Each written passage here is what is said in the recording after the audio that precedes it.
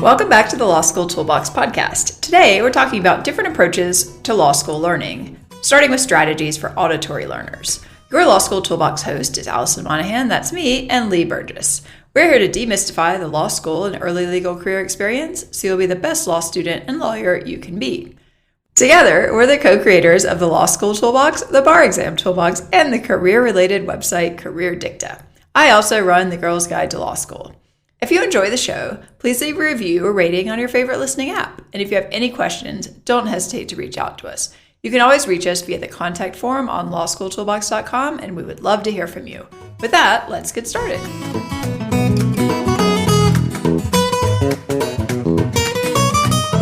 Welcome back. Today we are going to talk about studying for law school exams if you're an auditory learner. So this is the definition of a learning style. There's auditory learners, visual learners, and kinesthetic learners. And we are using the podcast to talk about different ways to study with each of these learning styles so you can try different things and see how you could be most effective during your study time as you get ready for exams. So if you're an auditory learner, hearing and speaking work best to help you learn and memorize. And Allison, how do you kind of know if you're an auditory learner? Well, I mean, I know I'm not really. So, so you're not like Allison. I'm sorry? So then you're not like Allison if you are... Right, if you're like me.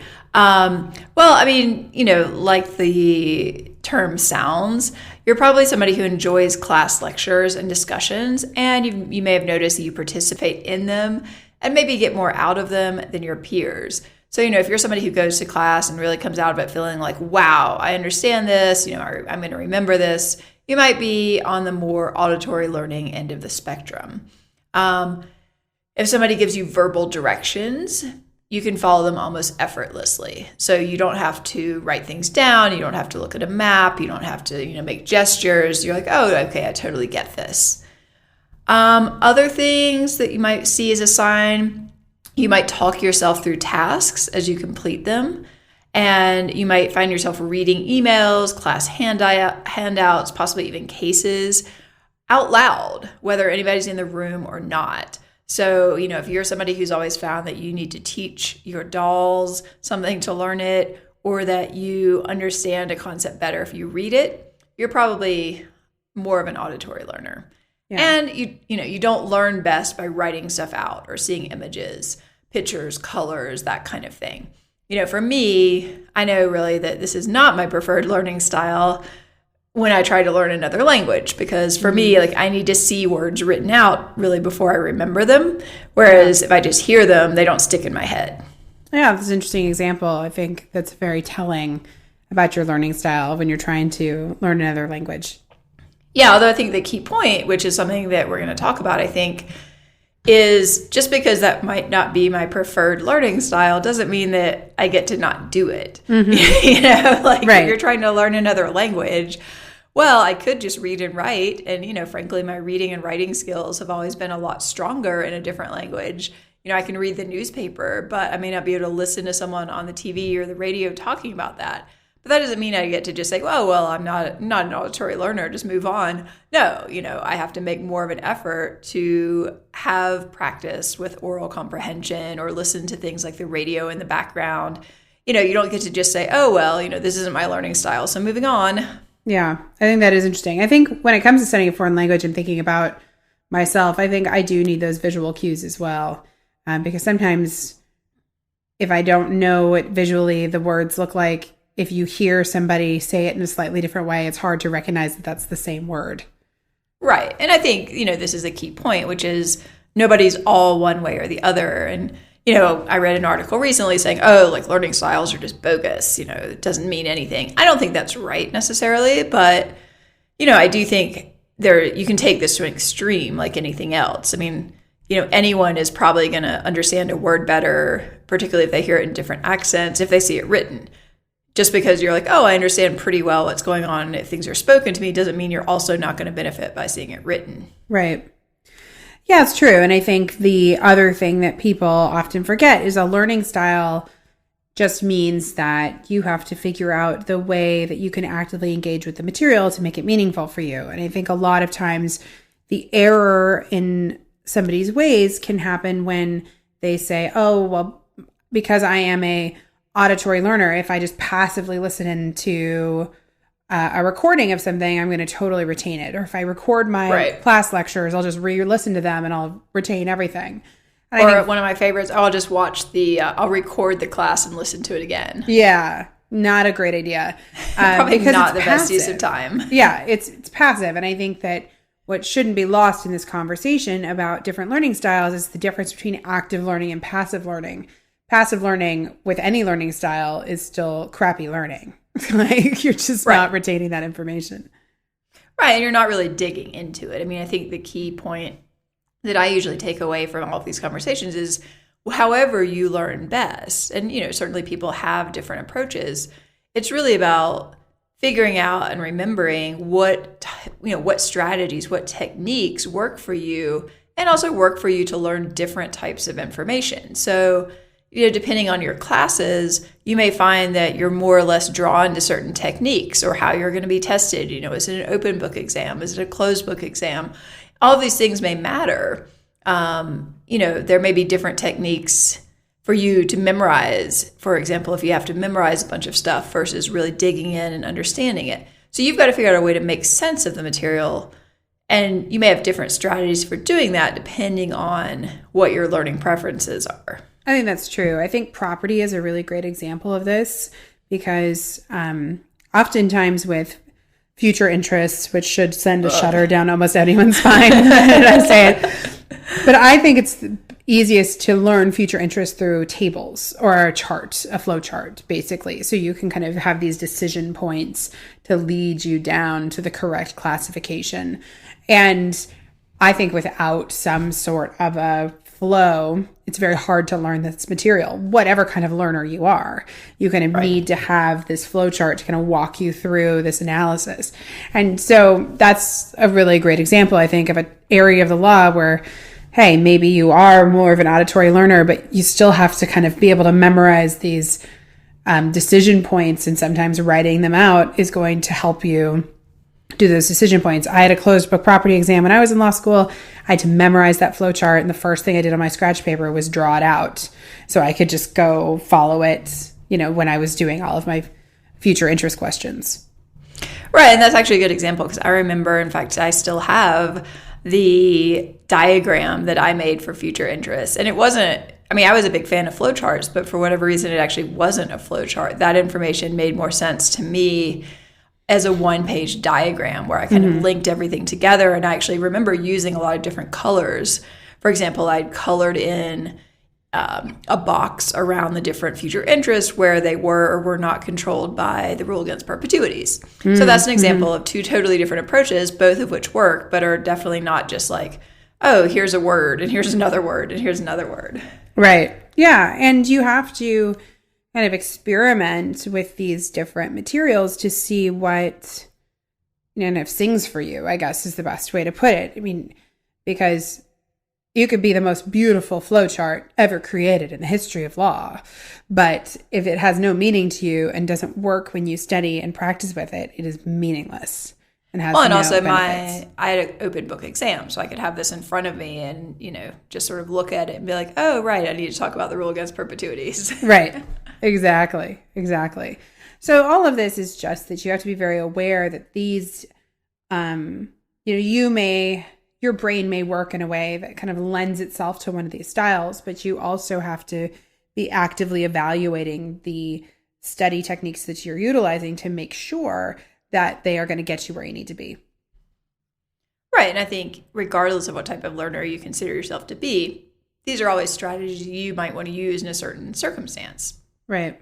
Yeah. Different classes lend themselves to different kind of ways that you study, and you just might have preferences based on mixing it up. Sometimes you mixing might get bored. Yeah. Because sometimes studying the stuff can be really boring. Yeah. So mix up your techniques, All right. So what are some specific recommendations we have for people who are listening to this and saying, yep, I'm definitely an auditory learner? what do I do? We said don't record your lectures, your professor's lectures, and re-listen to them, which I completely agree is a waste of time. Also, you better ask permission if you're going to do that, because most professors don't want their lectures recorded. But one of the things that we have had a lot of students have success with is actually recording themselves reading their own outlines and then playing those back to themselves, especially if you have a commute to school, or sometimes if you're in your car, or you like to take a walk or go running. Some folks really find that hearing their own voice talk about some of these rules can be very helpful. And I think it's a great viable option. It's pretty easy to create an audio recording now. You can just do it on your phone or on your computer. But this allows you to kind of engage with the material a little bit more, because you're actually the one reading it. And maybe you're even reading an outline that you created for yourself. So listening to that is going to reinforce the work that you've already done. Yeah, I think that's a good point. I mean, if you are someone, who you can kind of hear that voice in your head, make it your own voice and you decide what you're going to remember, basically. Right. And I guess if you really hate listening to yourself, you could get somebody else to read it. But I do think recording yourself, you just have to get over it, like nobody's going to judge you based on your recorded outlines. No, certainly not. I mean, if you get really creative, you can even, if you're trying to memorize something, you could even make up a song or whatever. You might find that to be very helpful. A jingle, your property jingle about future interests. Why not? Do whatever works. Yes, it's so true. I know. It's like children's songs. Man, I had something that my son listens to in my head the other day, and I was like, why are children's songs so catchy?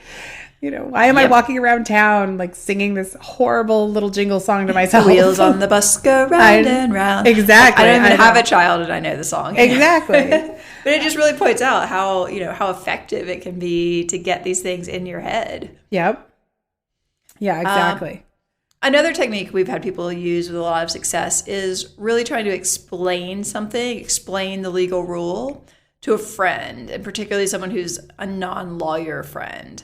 So, you might give your friend, your loved one, whoever is willing to listen to you, give them your outline so they can make sure that you actually are able to articulate these rules correctly, because you need to know them specifically. This isn't a case about just kind of getting the gist of the rule. You can't be like, yeah, I've heard of this thing called the rule against perpetuities. It has something to do with wills. That's not really what we're looking for. You need to be, it's a measuring life, blah, blah, blah. I don't remember it offhand, but you need, if you're taking property, that probably needs to be in your brain. It's the dead hand, the power of the dead hand, how long the hands can reach. I'm reading Middlemarch right now. Oh.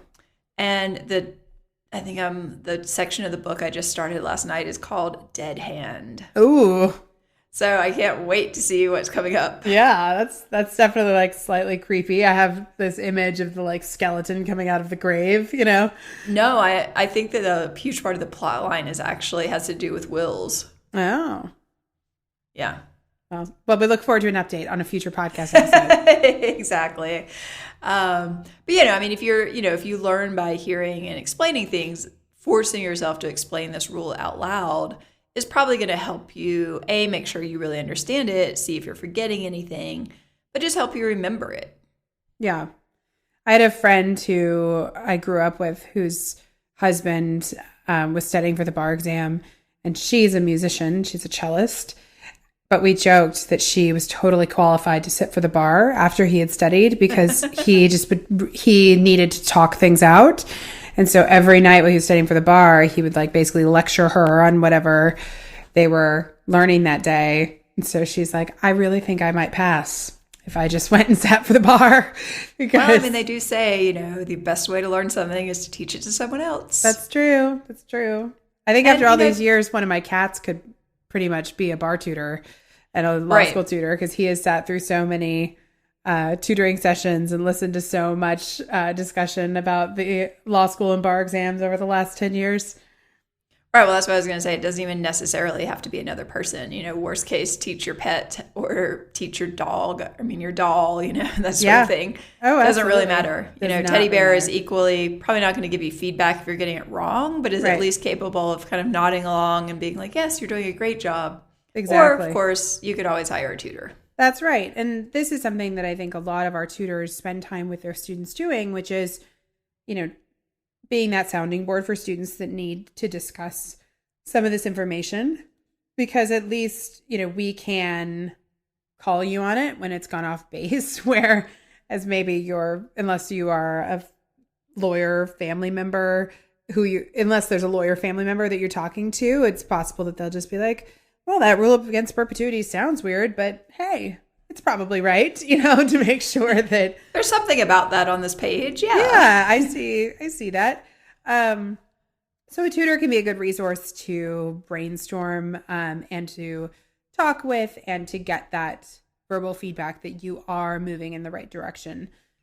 Also, with a tutor, you can do a lot more practice writing, talking out exam answers, to get feedback. So there are other ways that you can utilize that relationship to be able to do more discussion that might be a bit more advanced than someone you can just pull into your fold from other parts of your life. Right. And one thing I would caution people about, if you think of yourself as a strongly auditory learner and you love to talk problems out, and you're, even with a tutor or whoever it is, study mates, whatever, just love to talk about the law. Well, that's great. But the question becomes at some point, can you actually write this down? Yeah. So, so you have to force yourself to write down what you're saying, because that is ultimately what you're going to be graded on. And I think sometimes people skip that step.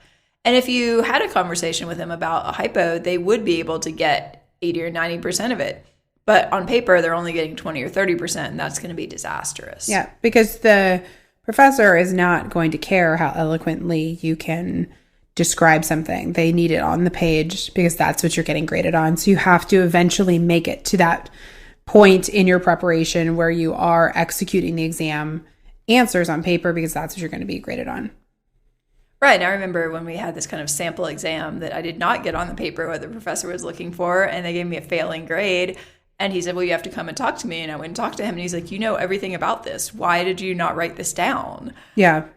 And, it was that moment of, oh yeah, no, I didn't write that down, really? And he gave me my paper. He's like, you didn't say any of this anywhere, which does not get you a lot of points. Yep.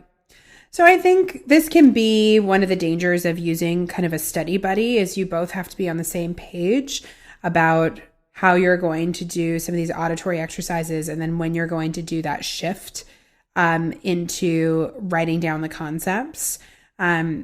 So you want to make sure that, this person that you're choosing to study with is going to match your learning style, is going to get things out of the exercises that you're doing, but also agrees at what point you guys need to switch to practice exam writing. So there's nothing wrong with practicing writing out the exam and then dialoguing about it afterwards to compare answers, but you do have to be willing to, execute what's necessary on the page before you kind of fall back into these auditory study techniques, or else you're going to make the mistake like Allison did, whereas you missed the boat because you thought you talked about something, but you hadn't practiced putting it down on paper.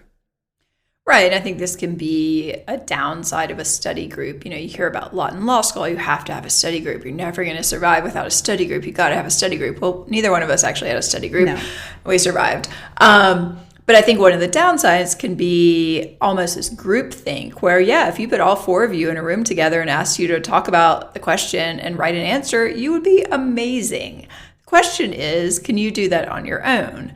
And a lot of times the answer is no, because you're so used to, if your process of your study group or even your study partner is you read the question, maybe you spend a few minutes thinking about the issues, and then you discuss the issues and you see, oh, I didn't think about that, or I didn't think about that, and then you work on your answer. That's not really realistic. Yeah, I think that's really true. So you got to remember the end game. You have to focus on how you're getting evaluated and make sure that the work that you're doing is getting you where you need to be. I think study groups can be effective, especially for let's go back to property. I did have a group of people I studied with property because we did a lot of those future interest questions together. And it was helpful to talk out the answers and the explanations afterwards. But I had a friend who basically taught me future interests, and I got an A in the class and he got a C. Mm-hmm. And the difference is that I took all of that stuff that we've been doing and then I practiced writing it out and like doing practice questions on my own, where he kind of stopped. So he had like a lot of knowledge and understanding about future interests, but his execution on the exam wasn't where it needed to be, because that's not where he spent his time. And so, you know, it doesn't matter how you can be the person who's teaching everybody else these subjects. If you can't execute it on the page, you're not going to be rewarded by the graders. Right. And I think that's something that happens a lot with people who are strong auditory learners, is they're really fantastic about teaching people the material, you know, learning from others, talking about it in a group. But then they do fall down sometimes on those next steps. So even in a study group or in a study buddy type situation, on a certain level, you've got to be selfish in the end. You know, you've got to make sure that you're doing what you need to do to get the results you want. And that might mean taking some time off or decreasing the amount of time that you're spending in the group, so that you can really make sure you've processed this information, you've memorized it if you need to do that, and you're actually practicing and that kind of thing, and not just, you know, going through every single possible element and exception and hypo with your group, because that's not how you're going to be tested. Yeah, exactly.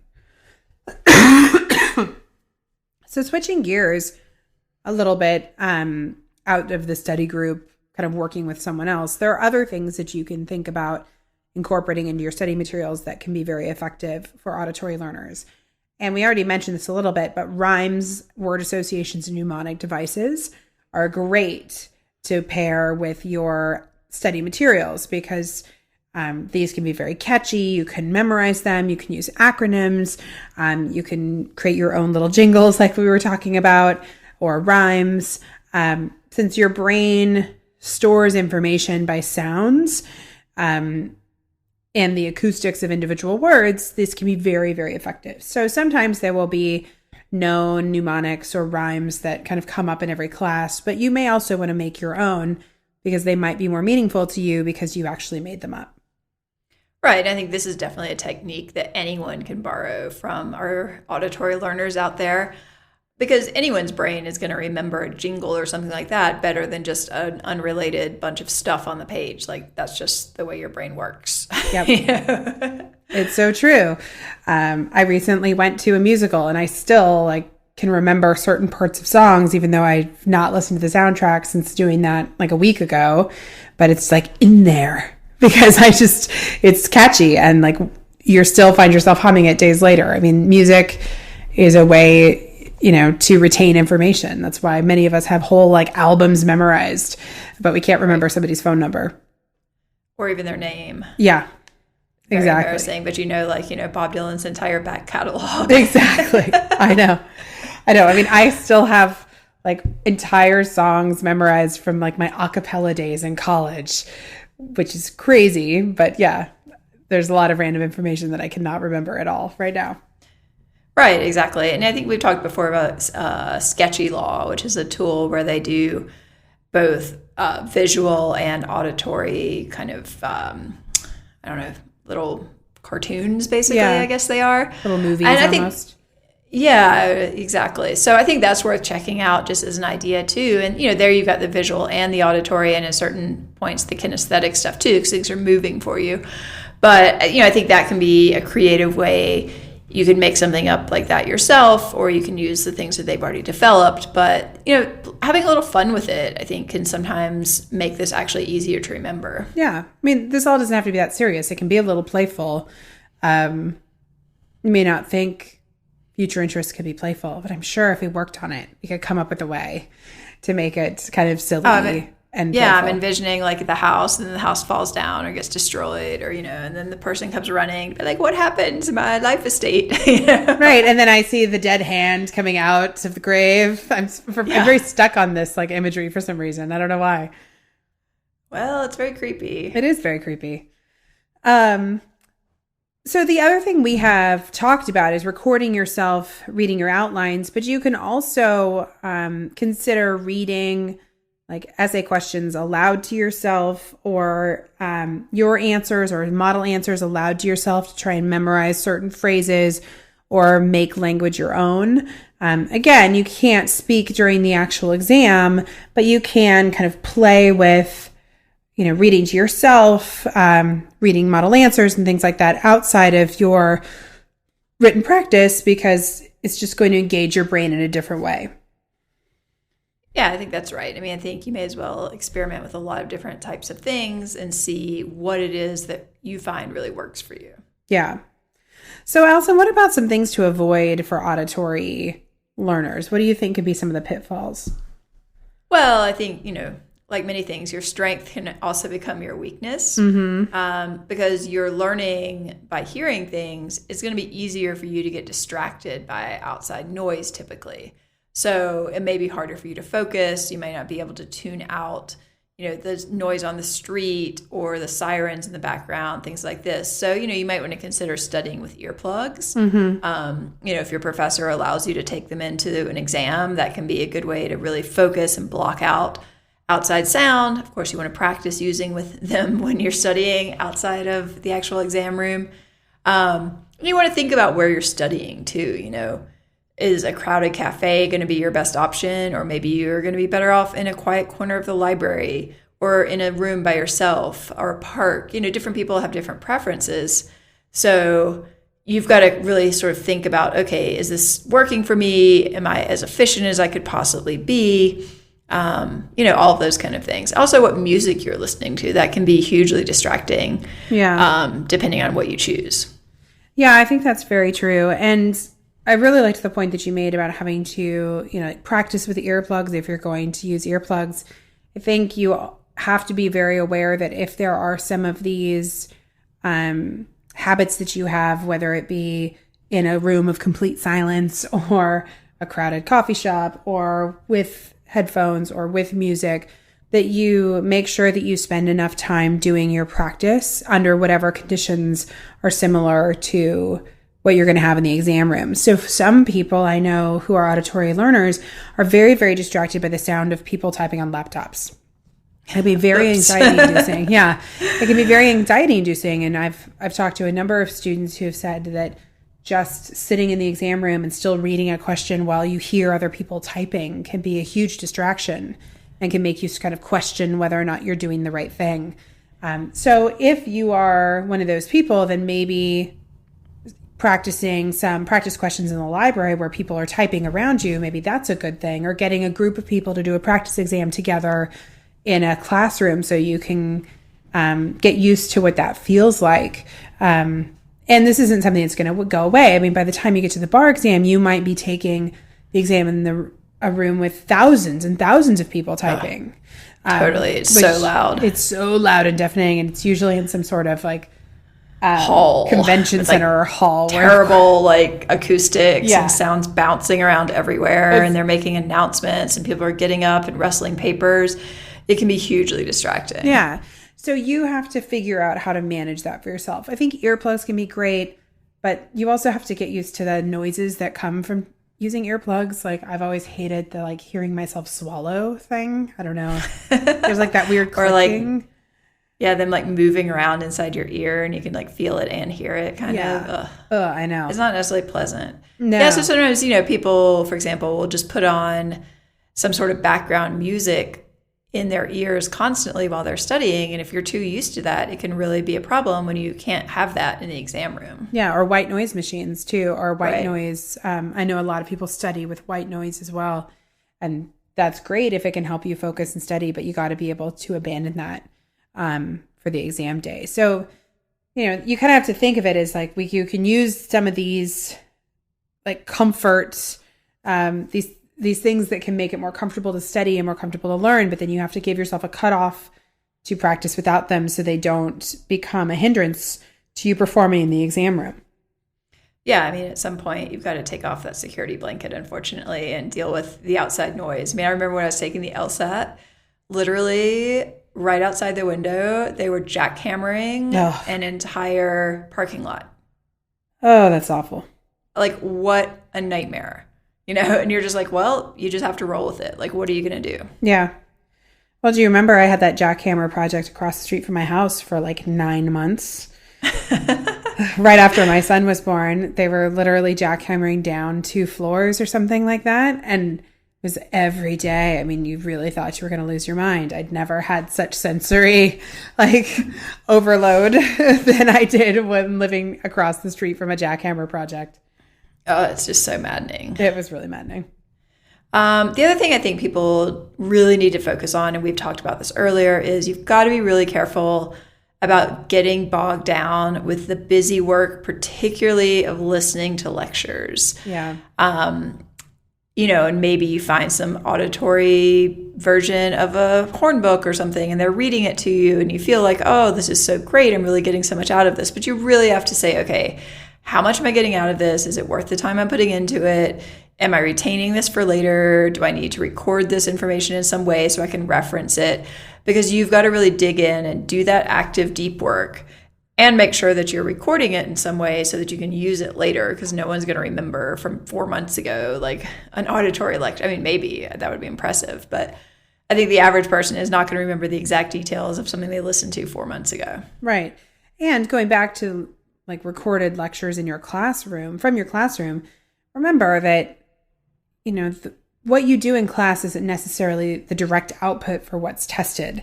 So you might spend 3 hours re-listening to lectures from a week, but maybe only 20 minutes of that is stuff that's actually tested. Because some of it is, the professor just going on and on about one of their pet projects, or there's a lot of background information about the cases, or you're listening to someone else in class chattering on about something that's not on point, which happens a lot in a law school class. So you can't even really think that just by reviewing those lectures that you're getting what you need for the test, because class lectures can have all sorts of information in them. That's not to say that you shouldn't go and get what you can out of it, but it's probably not the most efficient thing to study off of, because there's a lot of fluff that happens in lectures that's not going to directly relate to what you see on the exam.